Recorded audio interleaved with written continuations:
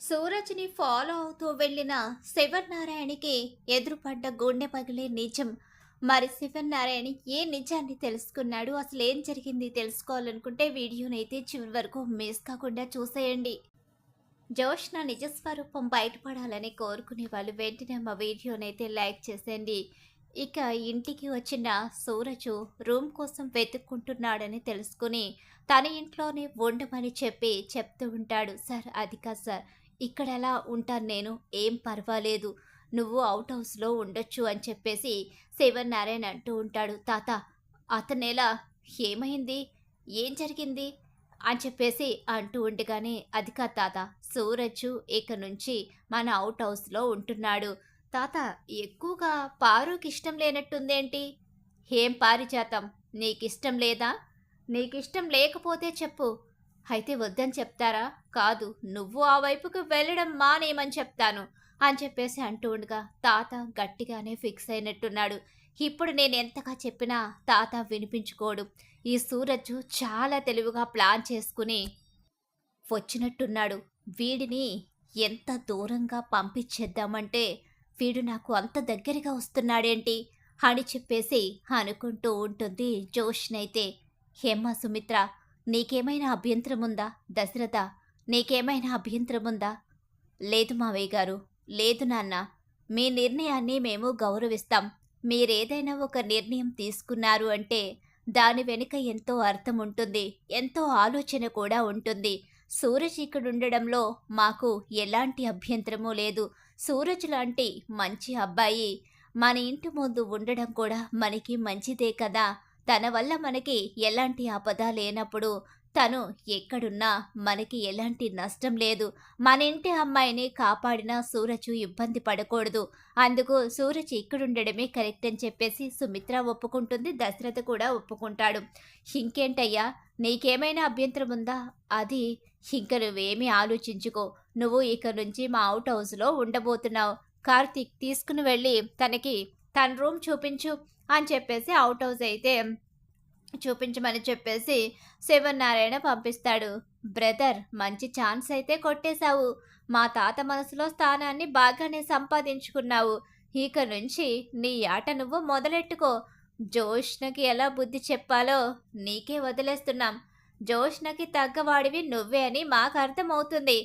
జోష్న ఎవ్వరికి భయపడదు, ఎవరినైనా ఏం చేయడానికైనా వెనుకాడదు.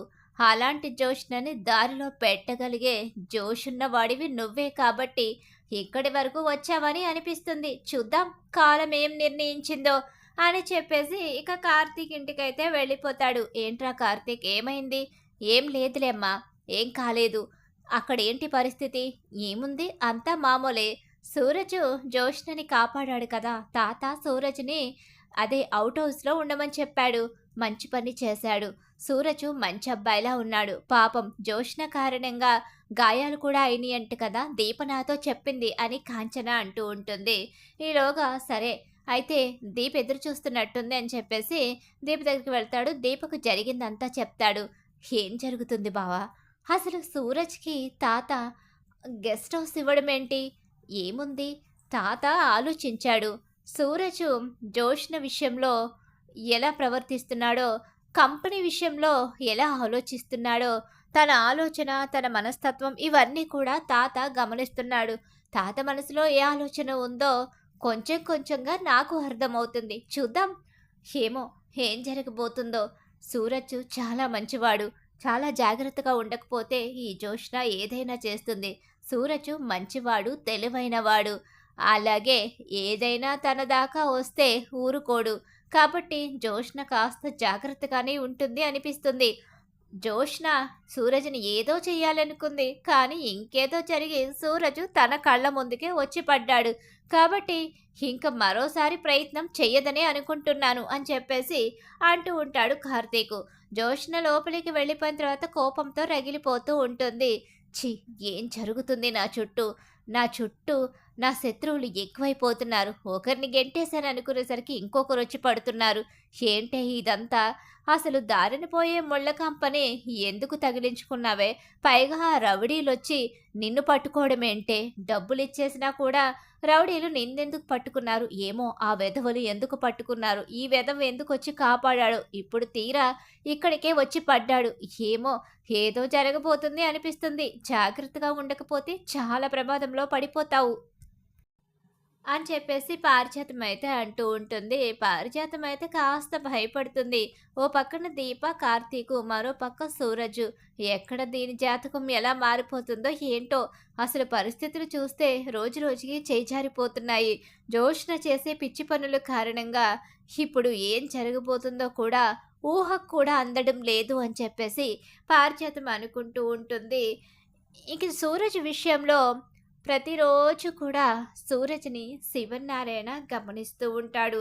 సూరజ్ చేసే పని, సూరజ్ ప్రవర్తన, సూరజు మాట తీరు ఇదంతా కూడా శివన్నారాయణకి చాలా బాగా నచ్చుతాయి. ఇక దశరథ్ దగ్గరికి వస్తాడు. శివన్నారాయణ అయితే, "ఏంటి నాన్న మీరు పడుకోవడం లేదా? నేను గమనిస్తున్నాను మిమ్మల్ని కొద్ది రోజులుగా. మీరు ఎంతసేపు ఆ సూరజ్ ఏం చేస్తున్నాడు? ఎలా ఉన్నాడు? ఏంటని అలా గమనిస్తూ ఉన్నారేంటి? ఏమైంది నాన్న? ఏమైనా చెప్పాలనొచ్చారా?" "ఏం లేదురా దశరథ. సూరజు చాలా మంచివాడు, తెలివైనవాడు, చురుకైనవాడు కూడా. సూరజ్ లాంటి ఒక మంచి అబ్బాయి జోష్నకి భర్తగా వస్తే మనమిక ప్రశాంతంగా ఉండొచ్చేమో అనిపిస్తుంది." "సూరజ్ లాంటి అబ్బాయా? సూరజేనా?" "ఏంటి నాన్న మీ మనసులో డౌటేంటి?" "డౌటేమీ లేదు దశరథ. సూరజే జోష్నకి భర్తవుతే బావుంటుందని నా మనసు చెప్తుంది. నా మనసులో మాట నీతో చెప్పి నువ్వేమంటావో, సుమిత్ర ఏమంటుందో, మీ ఇద్దరి అభిప్రాయమేంటో తెలుసుకున్న తర్వాత ఇంకొక ముందుకి అడుగు వెయ్యాలి కానీ, తల్లిదండ్రులుగా మీ అభిప్రాయం తెలుసుకోకుండా మీ బిడ్డ విషయంలో నా నిర్ణయాన్ని చెప్పడం కరెక్టు కాదు కదా! సూరజ్ విషయంలో నువ్వేం ఆలోచిస్తున్నావో కూడా తెలుసుకోవాలి కదా! నువ్వు ఎంతవరకు సూరజ్‌ని గమనించావో కూడా నిన్ను అడగాలి కదా!" అని చెప్పేసి ఇప్పుడు నీ దగ్గర ఈ ప్రస్తావన తీసుకురావడం జరిగింది. సూరజ్ విషయంలో నువ్వేం గమనించావు? నువ్వెంతవరకు అతను కరెక్ట్ అని అనుకుంటున్నావు? నీ కూతురికి భర్తగా ఉండడం కోసం. నాన్న, మీరు ఎంతగా గమనించారో నేను కూడా అంతే గమనించాను. సూరజ్ యాటిట్యూడ్, అలాగే మంచితనం, చురుకుతనం ఇవంతా నచ్చాయి. జోష్నకి బుద్ధి చెప్పగలడు. జోష్నని మార్చుకుని మంచి దారిలో పెట్టగలడు. జోష్న ప్రవర్తనకు, జోష్నకు తగ్గ జోడి, అలాగే మన బాధ్యతలు, మన ఇంటి బాధ్యతలు తీసుకోగలడని మీరు అనుకుంటున్నారు కదా! ఆ విషయం పక్కన పెడితే ప్రస్తుతం జోష్న విషయంలో అయితే తనే కరెక్ట్ అని నాకు అనిపిస్తుంది. జోష్న భర్తగా ఉండడానికి తనకి అన్ని అర్హతలు ఉన్నాయి. కాకపోతే తనకి భార్యగా ఉండడానికి మన అమ్మాయికి అర్హతలు ఉండాలి కదా! మన అమ్మాయి సంగతి మనకి చాలా బాగా తెలుసు. తను ఎప్పుడు ఎలా ఉంటుందో ఎవ్వరికీ తెలీదు. తన మనస్తత్వం కూడా అంతే. అందుకే కదా నేను జోష్నకి భర్తగా రావాలనుకుంటున్నాను. సూరజ్ అయితే జోష్నలో మార్పు తీసుకొచ్చి అప్పుడు తనని పెళ్లి చేసుకుంటాడని నాకు అనిపిస్తుంది అని చెప్పేసి మనసులో ఉన్న భావన అయితే చెప్పేస్తాడు దశరథ్‌తో. "సరే నాన్న, నేను ఈ విషయాన్ని సుమిత్రతో కూడా మాట్లాడతాను. మీ అభిప్రాయం నాకు నచ్చింది. ఇందులో మా కూతురు అనేది ఏమీ లేదు. మాకు ఏది మంచైతే అదే మీరు చేస్తారన్న విషయం నాకు తెలుసు. ఎప్పుడూ మీ అభిప్రాయాన్ని నేను కాదనలేదు. నేను గౌరవిస్తూనే వచ్చాను. మీరేం చేసినా మీ అభిప్రాయాన్ని నేను గౌరవిస్తాను" అని చెప్పేసి దశరథ చెప్పడం అయితే జరుగుతుంది. సుమిత్ర కూడా అదే మాట మీద ఉంటుందని నాకు తెలుసు. ఖచ్చితంగా మీ అభిప్రాయాన్ని సుమిత్ర కూడా గౌరవిస్తుంది. కానీ కార్తీక్‌కి ఒక విషయం చెప్పి వాడేమంటాడో, ముందుగా పరిచయమైంది వాడికే కాబట్టి, పైగా జోష్న పెళ్లి బాధ్యతలు కూడా తీసుకుంది వాడే. వాళ్ళు ఒక ఏజ్‌లో ఉన్నవాళ్ళు. కాబట్టి వాళ్ళ గురించి వాళ్ళే పూర్తిగా తెలుసుకోగలరు. కార్తీక్ అయితే ఇంకా బాగా తెలుస్తుంది అని చెప్పేసి అంటూ ఉంటాడు. సరే, నేను రేపు కార్తీక్‌తో కూడా మాట్లాడతాను. నువ్వు సుమిత్రతో మాట్లాడు అని చెప్పేసి శివనారాయణ అయితే చెప్తాడు. సరే నాన్న అని చెప్పేసి సుమిత్రతో మాట్లాడతాడు. సుమిత్ర కూడా నాకు ఆ అబ్బాయి చాలా బాగా నచ్చాడు. జోష్నకి తగ్గ జోడీ అని అనిపిస్తుందని చెప్పి సుమిత్ర దీనికైతే అంగీకరిస్తుంది. ఆ తర్వాత కార్తీక్‌తో మాట్లాడాలని శివనారాయణ నిర్ణయించుకుంటాడు. సరే, కార్తీక్‌తో మాట్లాడతాను. కార్తీక్ నా మాటని కాదండు. ఇవన్నీ ఆలోచించే కన్నా ముందు తన వాళ్ళు ఎవరు? తను వాళ్ళు ఎక్కడుంటారు? అసలు తను ఇక్కడికి ఎందుకొచ్చాడు? ఇదంతా కూడా నేను పూర్తిగా తెలుసుకోవాలి కదా! తనని అడిగితే తనేం చెప్తాడో? అది ఎంతవరకు కరెక్టో ఎలా తెలుసుకోగలం? ఒక మనిషిని నమ్మి ఇంటి ఆడపిల్లని తన చేతిలో పెట్టలేం కదా! మన ముందు ప్రవర్తించే ప్రవర్తనకి, మన వెనుక ప్రవర్తించే ప్రవర్తనకి ఎంతో తేడా ఉండొచ్చు. చూద్దాం. తను ఎవరో ఏంటో నేను తెలుసుకుంటాను అని చెప్పి శివనారాయణ నిర్ణయించుకుని, ఇక ఆ రోజు నుంచి ఫాలో అవ్వడం మొదలుపెడతాడు. అలా సూరజ్‌ని ఫాలో అవుతూ ఉంటాడు. ఫాలో అవుతూ వెళుతూ ఉన్న సమయంలోనే ఒకరోజు సూరజు అనుకోకుండా హాస్పిటల్ నుంచి ఫోన్ రావడంతో కంగారుగా బయలుదేరతాడు. ఏంటి సూరజు ఈ టైంలో కంగారుగా ఎక్కడికి వెళ్తున్నాడు అని చెప్పి తను మేడపై నుంచి తన రూమ్ దగ్గర నుంచి చూస్తూ ఉంటాడు. ఇక సూరజ్‌ని పిలిచినా వినిపించుకోకుండా తనైతే వెళ్ళిపోతాడు. ఇక వెనకాలే అసలు ఇప్పుడు ఎందుకు వెళ్తున్నాడు? తన వాళ్ళు ఎవరో తెలుసుకోవాలంటే ఇప్పటి వరకు నాకు కుదరలేదు. ఇప్పుడు అసలు ఇంత అర్జెంట్‌గా వెళ్తున్నాడు కాబట్టి తనెవరో ఏంటో పూర్తిగా వివరాలు తెలుస్తాయని చెప్పేసి వెనకాలే బయలుదేరతాడు శివనారాయణ అయితే. అలా బయలుదేరి వెళుతూ ఉండగానే ఇక్కడ సూరజ్ అయితే మాత్రం హాస్పిటల్‌కి వస్తాడు. ఏంటి సూరజ్ హాస్పిటల్‌కి వచ్చాడేంటి? అసలు ఇక్కడ తనకి సంబంధించిన వాళ్ళు ఎవరున్నారు? అని చెప్పేసి వెనకాలే ఫాలో అవుతూ వస్తాడు. సార్ డాక్టర్ గారు న్ మా మా అమ్మ పరిస్థితి ఎలా ఉంది? మీరు వెళ్ళి చూడండి అని చెప్పేసి డాక్టర్ చెప్తాడు. ఇక వెనకాలే శివనారాయణ కూడా బయలుదేరి వెళ్తూ ఉంటాడు. గబగబా లోపలికి వెళ్ళిపోతాడు సూరజ్ అయితే. అలా లోపలికి వెళ్ళిన సూరజ్ తన తల్లి దగ్గర కూర్చొని ఏంటమ్మా ఇదంతా అని చెప్పేసి అంటూ ఉంటాడు. ఈలోగానే అసలు ఆ ఆ మనిషి ఎవరు? తను ఇక్కడికి ఎందుకొచ్చాడు? అని చెప్పేసి రూమ్ దగ్గరికంటా వస్తాడు. ఇక సూరజ్ పక్కగా ఉండగా తనెవరో చూడాలని ప్రయత్నిస్తాడు. అలా చూసి ఒక్కసారే శివనారాయణ షాక్ అయిపోయి ఉండిపోతాడు. ఏంటి? తను ఎవరు? అసలు సూరజ్‌కి తనకి సంబంధం ఏంటి? అని చెప్పేసి అనుకుంటూ దగ్గరగా చూసేసరికి తనెవరన్నది అర్థమైపోతుంది శివనారాయణకి. తను తను దక్షిణామూర్తి కోడలు కదా! తన దగ్గరికి సూరజ్ ఎందుకొచ్చాడు? అని చెప్పి అంటూ ఉండగానే ఈలోగా ఒక నర్సు వస్తూ ఉంటే, ఏంటి ఇక్కడ అదే ఆ లోపల మాట్లాడుతున్నాడు కదా! ఆ పేషెంట్‌కి అతనేమవుతాడు?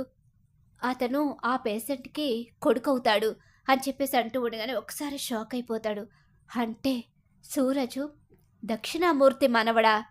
అంటే కావాలనే నా ఇంటికి చేరి నా మనవరాల్ని పెళ్లి చేసుకుని, నా జీవితాన్ని, నా కుటుంబాన్ని నాశనం చేయడానికి వచ్చాడా? అని కోపంతో రగిలిపోతాడు. అలా రగిలిపోతూ లోపలికి వెళ్ళాలని అనుకుంటాడు. ఈలోగానే సూరజు వాళ్ళమ్మ చేతులు పట్టుకుంటాడు. ఈలోగా డాక్టర్ కూడా అక్కడికి వస్తాడు. డాక్టర్ మా అమ్మ పరిస్థితి ఏంటి? ఏం చెప్తాము? మీ అమ్మగారు ఎన్నో ఏళ్లగా కోమాలోనే ఉన్నారు. మీ నాన్న, మీ తాత, నువ్వు ఏళ్లగా ఆవిడ గురించి ప్రయత్నిస్తూనే ఉన్నారు. ఆవిడ మెంటల్‌గా ఎంతగా డిస్టర్బ్ అయ్యారో మీకు తెలుసు. కోమాలోంచి బయటకొచ్చినా కూడా ఆవిడెవరిని గుర్తుపట్టలేని పరిస్థితిలోకి మారిపోయారు. ఆవిడ ఇక ఆ పరిస్థితి నుంచి బయటపడాలి అంటే ఆవిడ ఏ సిట్యుయేషన్‌లో ఇలాంటి పరిస్థితిలోకి వెళ్ళిందో, ఆ సిట్యుయేషన్‌ను అసలు ఎలా జరిగిందో ఇదంతా కూడా ఆవిడ కళ్ళ ముందు కనిపించాలి. ఆ వ్యక్తులన్నా సరే తన కళ్ళ ముందుకు వస్తేనైనా ఆవిడ కోమాలోంచి బయటపడుతుందేమో అని చెప్పేసి డాక్టర్ చెప్పేసి వెళ్ళిపోతాడు. ఏంటమ్మా ఇన్నేళ్లగా నువ్వు నువ్వు కోమాలోంచి బయటకొస్తావు, వచ్చి మా అందరితో కలిసి సంతోషంగా ఉంటావు అనుకున్నాం. కానీ ఏళ్ళు గడిచినా నువ్వు మామూలు మనిషివి కాలేకపోయావు. నానమ్మ మమ్మల్ని వదిలి వెళ్ళిపోయింది. నువ్వు చూస్తే ఇలాంటి పరిస్థితిలోకి మారిపోయావు.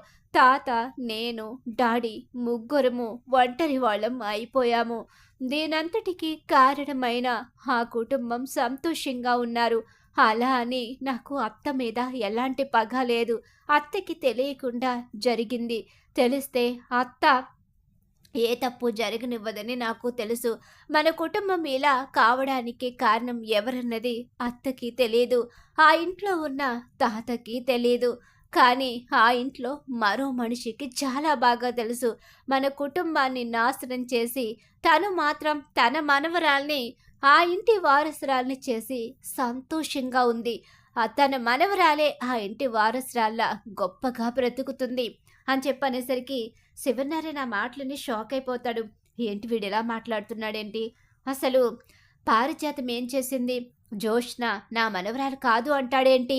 అని చెప్పేసి అనుకుంటూ ఉంటాడు. ఆ ఇంటికి వెళ్ళింది వాళ్ళ మీద పగ ప్రతీకారాలు తీర్చుకోవడానికి కాదు. గతం ఏంటో, గతం విషయంలో మేమెంతగా నష్టపోయామో ఆ తాత తెలుసుకుంటారని. అత్త మన కుటుంబ పరిస్థితి తెలుసుకుని తిరిగి వస్తే అత్తని చూసైనా నువ్వు కోమాలోంచి బయటకొచ్చి మళ్ళీ మా అందరితో సంతోషంగా ఉంటావని ఒకే ఒక్క ఆశతో నేను ఆ కుటుంబానికి దగ్గరయ్యాను. కానీ అది ఎప్పటికి జరుగుతుందో నాకే తెలీదు. తాత ఎప్పటికీ తను జరిగింది తెలుసుకుని మన తాతని క్షమిస్తారో కూడా తెలియదు. గతం తెలియక ఆయన తాత మీద కోపాన్ని పెంచుకున్నారు. తాత ఒకప్పుడు ఆ ఇంట్లో వాళ్ళు చేసిన పనుల కారణంగా ఇక అత్త మీద కోపాన్ని పెంచుకొని అత్తని దూరం పెట్టిన మాట నిజం. కానీ ఆ తర్వాత నానమ్మ నువ్వు అత్తకి పుట్టిన బిడ్డని చూడ్డానికి వెళ్ళడం, ఆ క్షణంలో బిడ్డల్ని మార్చడం మీరు చూసి పారిజాతం గారిని నిలదీయడం, ఆ క్షణంలోనే మీకు నిజం తెలుసు కాబట్టి ఇక మిమ్మల్నిద్దరినీ బ్రతికనివ్వకూడదని మిమ్మల్నిద్దరినీ రౌడీలతో చంపించబోతూ ఉండగానే నానమ్మ చనిపోవడం, నువ్వు కోమాలోకి వెళ్ళిపోవడం జరిగింది. ఆ తర్వాత మన ఇంట్లో ఏం జరిగిందో అందరికీ తెలిసిందే. కానీ ఇదంతటికీ కారణం ఆ ఇంట్లో ఉన్న ఆ వ్యక్తి అని ఇక శివనారాయణ తాత తెలుసుకుని ఆ ఇంట్లో ఉన్నది తన అసలు వారసురాలు కాదు అని తెలుసుకున్న రోజు ఖచ్చితంగా తాత దక్షిణామూర్తి తాతను క్షమిస్తాడు. ఆ రోజు వస్తుందని ఆశతో అందరూ కలిస్తే నువ్వు కూడా మామూలు మనిషివయ్యి మళ్ళీ ఇక నాతో సంతోషంగా ఉంటావని, నా చుట్టూ తిరుగుతావని ఆశతో బ్రతుకుతున్నాను అని చెప్పి ఇక సూరజు మాట్లాడుతూ ఉంటాడు తన తల్లి చెయ్యి పట్టుకొని. గతం ఏంటో, గతంలో ఏం జరిగిందో, అసలు ఈ ఇంట్లో ఉన్న జోష్న ఎవరో, పారిజాతం ఎన్ని కుట్రలు చేసి ఆ కుటుంబం విడిపోవడానికి కారణమైందో, కేవలం సుమిత్ర దశరథుల పెళ్లి కారణంగా కాదు విడిపోయింది. ఆ కుటుంబం చిన్నభిన్నమైపోవడానికి కారణం పారిజాతమని, పారిజాతం చేసిన కుట్ర కారణంగానే ఆ కుటుంబాలు రెండు ముక్కలై ప్రాణ స్నేహితులు విడిపోయారన్న నిజాన్ని తెలుసుకున్న శివనారాయణకు చాలా పెద్ద షాకే ఎదురైపోతుంది. నిర్ఘాంతుడైపోయి ఉండిపోతాడు. నా మనవరాల్ని నాకు కాకుండా చేసి నీ కొడుకు కూతుర్ని తీసుకొచ్చి నా ఇంటి వారసురాల్ని చేసి నా ప్రాణ స్నేహితుడిని నాకు దూరం చేసి ఇక సుమిత్రకి పుట్టిల్లే లేకుండా చేసి సుమిత్ర కన్న తల్లిని చంపేసి ఈరోజు సుమిత్ర వదిన కోమాలోకి వెళ్ళిపోయే పరిస్థితిని తీసుకొచ్చి నువ్వు మాత్రం నా ఇంట్లో మహారాణిలా బ్రతుకుతున్నావా? నా డబ్బుకి ఆశపడి నా ఆస్తికి ఆశపడి ఇంత ద్రోహం చేసిన నిన్ను వదిలిపెట్టిన పారిజాతం, నిన్ను నీ మనవరాల్ని ఇద్దరిని వదిలిపెట్టను. ఇద్దరికి బుద్ధి చెప్తాను. మీ ఇద్దరి అంతూ చూస్తాను అంటూ ఇంటికి వస్తాడు శివనారాయణ. అయితే అలా కోపంతో రగిలిపోతూ ఇంటికి వచ్చి పారిజాతం అంటూ గట్టిగా పిలిచేసరికి పారిజాతం బయటికి వస్తుంది. ఒక్కసారే పారిజాతం చంప పగలగొడతాడు. ఛీ, దుర్మార్గురాల, నా కుటుంబాన్ని నాశనం చేసి నా మనవరాల్ని నాకు దూరం చేస్తావా? ఒక పని మనిషి కూతుర్ని తీసుకొచ్చి నా మనవరాల్ని చేస్తావా అంటూ సుమిత్ర దశరథుల ముందు నిజం బయట పెట్టేస్తాడు. సుమిత్ర పుట్టిల్లు దూరం అవడానికి, అలాగే తను 9 నెలలు మోసి కన్నా తన బిడ్డని కూడా తనకి దూరం చేసింది అనే గుండె పగిలే నిజాన్ని తెలుసుకుని సుమిత్ర షాక్ అయిపోయి నిర్ఘాంతురాలైపోయి ఉండిపోతుంది. ఇంత ద్రోహమా? ఇంట్లోనే ఉంటూ మన తిండి తింటూ ఈ ఆస్తి కోసం ఆశపడి నా కన్న బిడ్డని, నా పుట్టింటి వాళ్ళని నాకు దూరం చేసి నా కన్న తల్లిని నాకు లేకుండా చేసిన ఈవిడ ఒక్క క్షణం కూడా నా కళ్ళ ముందు ఉండకూడదు మావయ్య గారు. ఈవిడ బయట ప్రశాంతంగా బ్రతకకూడదు. ఈవిడ జైల్లో ఉండాలి. ఈవిడ మనవరాలు మన ఇంటికి, మన కంటికి దూరంగా వెళ్ళిపోవాలి అని చెప్పేసి సుమిత్ర పెద్ద షాకే ఇస్తుంది పారిజాతానికైతే. జోష్నకి కూడా ఊహించని షాక్ అయితే ఎదురవుతుంది. మరి ఖచ్చితంగా రాబోయే కథలో ఇలా అయితే జరగబోతుంది. ఇలానే జరగాలని మీరు కోరుకుంటున్నారా? అయితే వీడియోని తప్పకుండా లైక్ చేసేయండి. మీరిచ్చే ఒక్క లైక్ సపోర్ట్ అండ్ ఎంకరేజ్‌మెంట్‌గా ఉంటుంది.